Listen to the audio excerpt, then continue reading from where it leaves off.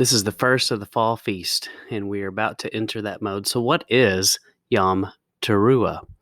Well, it's one of the first of the Moedim and the appointed times. These are holy, set apart days.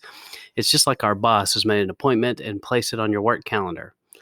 Are you going to ignore that if if your boss, he or she asks you to be somewhere at a certain time?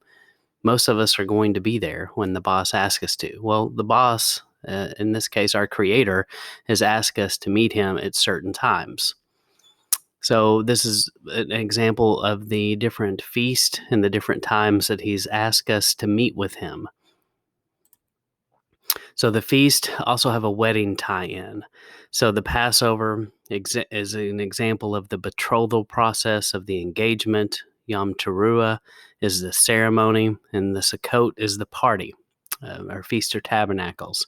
So basically, Yom Teruah also can be the day of shouting. Sukkot, Feast of Booths, Feast of Tabernacles. You may be familiar with those terms. So it means Yom means a time or a day.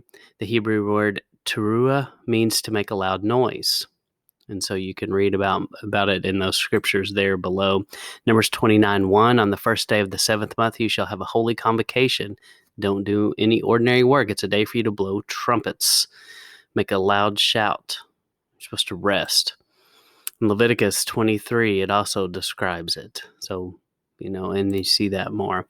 So the sighting of the new moon goes with it. And so it goes back to this concept of no man knows the hour, and that we're supposed to be looking. They looked for the new moon, just like a young bride looked for her groom to return.